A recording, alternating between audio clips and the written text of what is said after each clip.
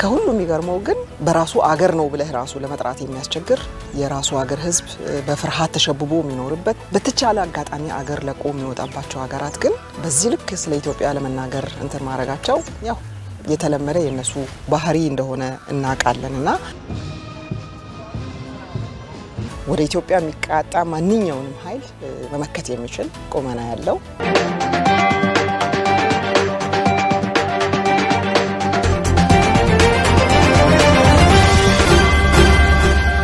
ኦዱተኛ ጀልቀባቲን bakka bu'oonni dhaabbilee fi waldaalee federaalaa ajandaawwan isaanii qindeessaa ooluun dhaga'ame. Sagantaa sanarratti pirezidaanti Shimallis Abdiisaa dabalatee qondaaltonni hundi osoo fuula isaanii irraa rakkoo jabaa mul'atu suuraan qoodame ijoo dubbii yoo ta'u Taayyee Danda'aatii fi Jawaar wanni deemaa jiru nama gaddisiisaa jedhan. Taayyeef Jawaar bal'inaan dhageessu.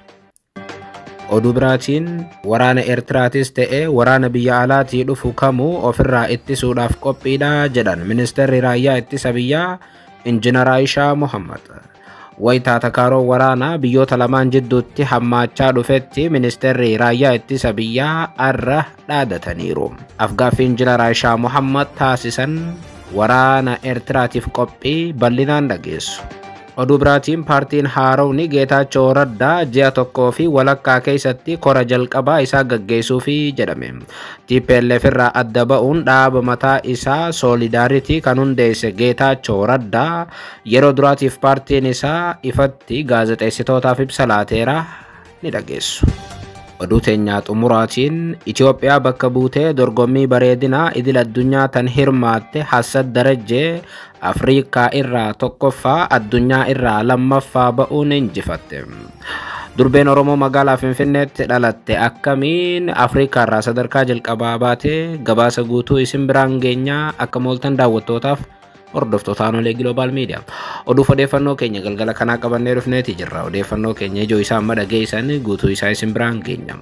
Haga xumura sagantaa keenyaatti dhaggeeffachuun yaada qabdan gara koomentiitiin nuuf barreessaa. Viidiyoon keenya namoota hedduu biraa akka dhaqqabuuf immoo like, share, subscribe godhuun dagatinaa isiniin jenna. Kallattumaan gara gabaasa bal'aatti isin qajeelcha. Oduu teenyaa jalqabaatiin bakka bu'oonni dhaabbilee fi waldaalee federaalaa ajandaawwan isaanii qindeessaa ooluun dhaga'ame.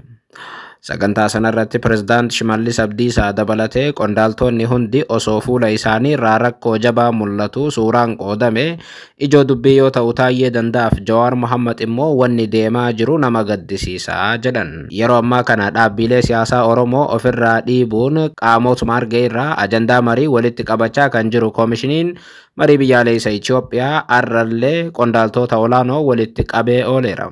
Haaluma kanaan waltajjiin ajandaa marii walitti qabu dhaabbilee fi waldaalee federaalaa kaleessarraa eegalee arraas itti fufee gaggeeffamaa ooluun himameera. Hirmaattonni guyyaa kaleessaa garee torbatti qoodamanii yaada ajandaa isaanii irratti mari'achuu eegalan. Arra immoo ajandaalee tokkoon tokko garee xiqqaan karaa walitti qabaa fi barreessaa garicha keessaa filatamaniitiin qindaa'anii hirmaattoota garee isaaniitiif dhiyaataniiru. Itti aansuudhaan ajandaawwan waliigalaa gareewwan xixiqqaa qindaa'anii ajandaawwan garee torbaanii ni qindaa'aa jedhame.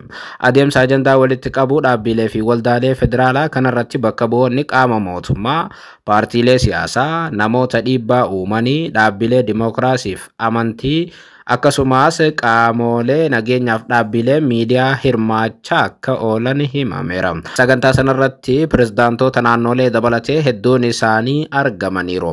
Sagantaa irraa kanarratti garuu qondaaltonni olaanoo naannoo hedduun isaanii maal akka ta'an ibsamu baatus fuula isaanii irraa rakkoo jabaatu mul'ata.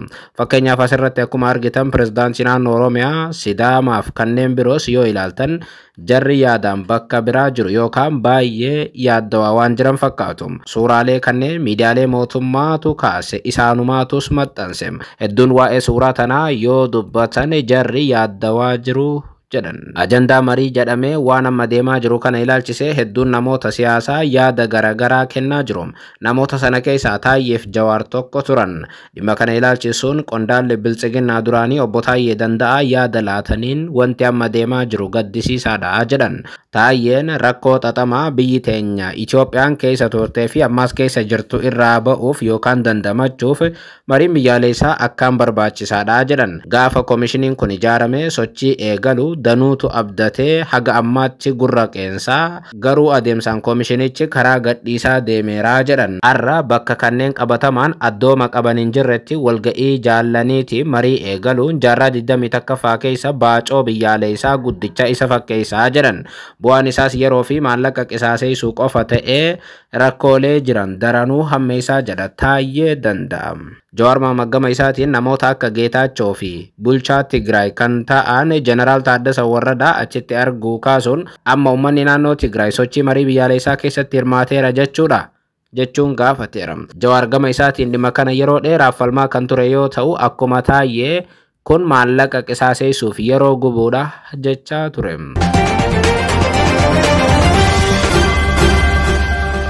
Oduu biraatiin waraana Eertiraatis ta'ee waraana biyya alaatii dhufu kamuu ofirraa ittisuuf qophiidha jedhan ministeerri raayyaa ittisa biyyaa Injiinar Aayishaa Mohammad.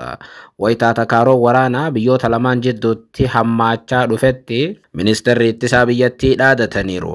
Raayyaan ittisa biyyaa ammayyaawaa ta'e kan biyyaa fi uummanni ittiin boonu ijaaramee jiraachuu Injiinar Aayishaa Mohammad dubbataniiru.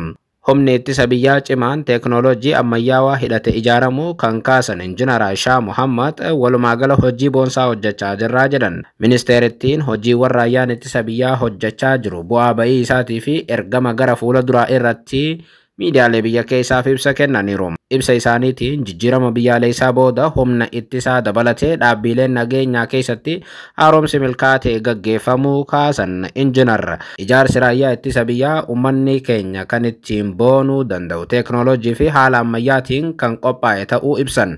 Tarsiimoon lolaa idil addunyaa jijjiiramuu kan eeran ministeerittiin raayyaan ittisa biyyaa Itoophiyaatis meeshaa ammayyaa waan dabalame humna amanamaa biyyattii eeguu danda'u kan diina irraa Itoophiyaa ittisuu danda'u ijaarranneerraa jedhan.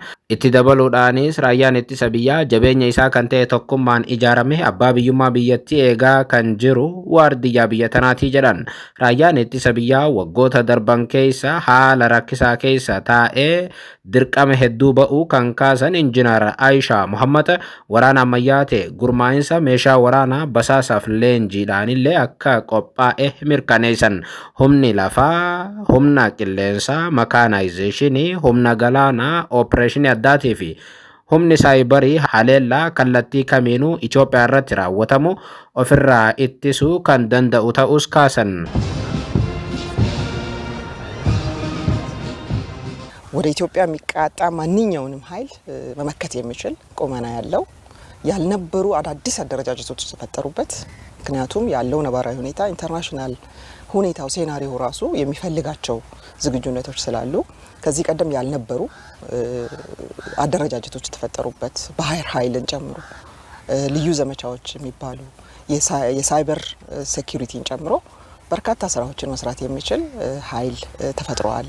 ገመብራቲ ራያን ኢትቲሳ ብያ ቃሞሌ ስርነ ሄራ ሞቱማ ሁምናን ኩፍሱዳፍ ያለን ረቲ ተርካንፊ ሙርቴሳ ፉዳቻ ጅራቹስ ዱበተን ከናኒስ ነገኛ ብየቲ ጭምሳ ጅራ ጀደን አማ ቦዳስ ራያን ኢትቲሳ ብያ ዳቢሌ ነገኛ ቢሮ ወሊን ተኡን ሁምኖታ ዲጉምሳ ኢረቲ ተርካንፊ ወሊቲ ፉፊንሳ ቀቡ ni fudhataa jetteetti.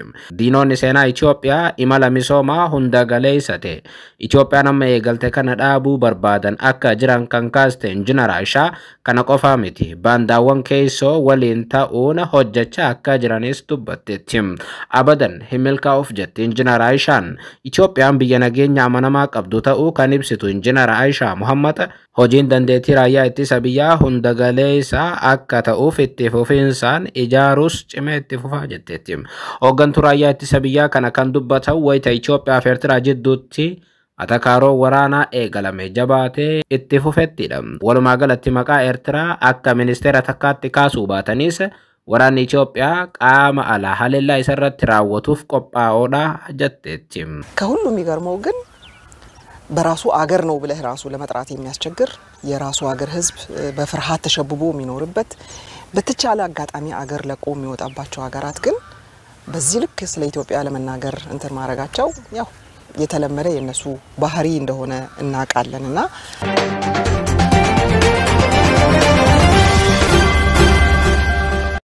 Oduu biraatiin paartiin Haaroonni Geetaachoo Raddaa ji'a tokkoo fi walakkaa keessatti kora jalqabaa isaa gaggeessuufi jedhame. TPLF irraa adda ba'uun dhaaba mataa isaa Solidarity kan hundeesse Geetaachoo Raddaa yeroo duraatiif paartiin isaa irra gaazexeessitootaaf ibsa laateera. Jalqaba torbee kanaa boordii filannoo biyyaalessa Itoophiyaa irraa hayyama yeroo kan argate paartiin Dimokiraatota Gamtaa Tigraay yookaan ammoo Solidarity'n ji'a tokkoo fi walakkaa keessatti kora hundeeffama isaa akka gaggeessuu beeksiseera. Paartichi wiixata dhufu irraa eegalee miseensota galmeessuuf jaarmiyaalee naannichaa hanga gandaatti uumuu akka jalqabus beeksiseera. Har'a ibsa gaazexeessitootaaf Sharaatan itti kennuuf kan turan hundeessaan paartii kanaa obbo Geetaachoo Raddaa yookaan pirezidaantiin yeroo Tigraay duraanii sababii xiqqoo dhukkubsataniif ibsa kennuu hin dandeenye jedhame. Geetaachoon dhukkubsatanii gaazexeessitootaaf ibsa kennuu oolan haa jedhamu malee faallaa isaa garuu sagantaa ajandaa marii walitti qabu har'a magaalaa Finfinneetti gaggeeffame galma Barkumeetti hirmaataniiru. Kanaas ta'e sana bakka Geetaachoo Raddaa bu'uun gaazexeessitootaaf ibsa kana kan kennan qindeessaa miidiyaa fi koominikeeshinii paartii kanaa obbo Radaayi Halafoom turan. Radaayin akka jedhanitti paartichi ji'a itti aanutti hojiiwwan bu'uuraa lama akka raawwatu mirkaneessan.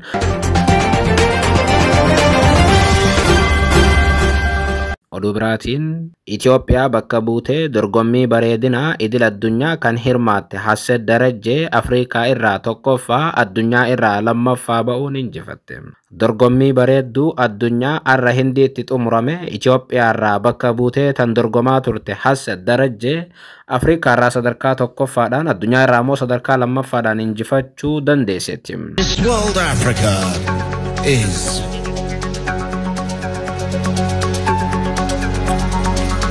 Ethiopia.